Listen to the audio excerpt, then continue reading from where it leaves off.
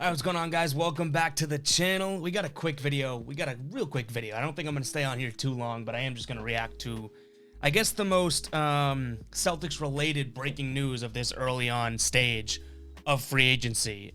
Shout out to KJ, Tim, Jack, and then Sam, who also jumped on the live stream. They were on there for like 2 hours going through all of the free agency moves that happened from like 6 p.m. to 8 p.m. So shout out to those guys first and foremost. But news just break, and they weren't on to talk about it, but Evan Fournier has signed with the New York Knicks. 4 years, $78 million. Why am I talking about it? Well, duh, because I really wanted the Celtics and Fournier to work something out. And that doesn't look like it's going to be the case now. In fact, it looks like a Celtics rival, Eastern Conference rival, is going to be getting Fournier. So I have two things I want to talk about here. One, why I wanted Fournier back, and then two, what does it mean for the Celtics? First and foremost, why did I want Fournier back? Well, quite simply, just to have another scorer. Now, I get it. Maybe, $20 million a year is a lot to ask for Fournier, but I feel like that's just his market. I feel like Fournier could have helped this team be a scorer. 4 years of that, who knows? Because you're kind of taking a flyer there. Like, I do believe that Fournier is a very good basketball player, good shooter, good scorer, but banking on him for 4 years after you just saw half a season where he didn't really do much. Granted, he had the COVID issues and being out for a while and all that, I get it. Banking on a guy for a 4-year deal, it is a little worrisome and a little, I could see why the Celtics would hesitate to try and match that or try and go up to that number. But again, I just wanted Fournier the player. Maybe the money doesn't totally work out.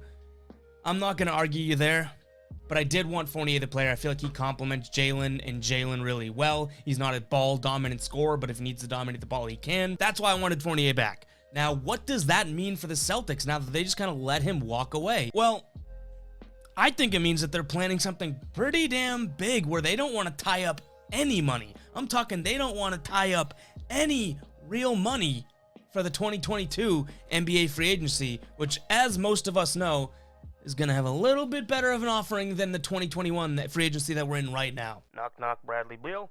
Hello, testing, Bradley Beal, are you there? So, who knows, maybe this Fournier, them letting him go or not having to pull the trigger or, honestly, all these guys that they were dark horses to sign and whatnot, maybe they're not going to do anything this year. Maybe they're just going to make these minor moves that they've made, play it by ear, learn from this season, then make a splash next year. And I think if you don't go and, put out some money for Fournier, that's what it tells me. So we'll see. That's kind of where my head is right now. This, again, is like literally 5 minutes after that. Just ran in, pushed the record button, got on here. I'm probably sweating a little bit. If they did not want to move things around or move finance around and figure out how they're going to pay him for 4 years, it tells me they might have something else planned. Now, with that being said, the Celtics are just kind of, sitting back here this free agency, not doing much because, rumor has it they're going to make a big splash next year in the 2022 free agency market. If the Celtics don't make that splash, I feel like Celtics fans have the right to be a little upset.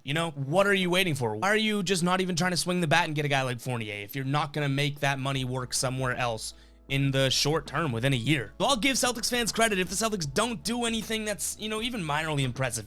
Bradley Beal is like obviously the dream goal here, but if they go and make some moves next year in free agency, and, if they had signed Fournier, they wouldn't be able to make, move X, Y, or Z. And I think, we look back, a year from today, we look back on today and say, it was smart of Brad not to sign Fournier. That being said, guys, I wanted to make it clear, like I made the video, the reaction video to his highlights. I wanted Fournier here. He's got a great first name. So I'm bummed to see him go, but I am going to put my trust in the team and the organization and hope that this means that, maybe they're not done in this offseason, but them trying to, keep their pockets light means they're going to try and do something next year that's even bigger and totally trumps anything they would have done this year. We can hope. Keep our fingers crossed. Make sure you guys hit that subscribe button, like the video, and then comment down below what you think of this. Do you think it's a miss that they didn't sign Fournier? I'll catch you guys in the next video.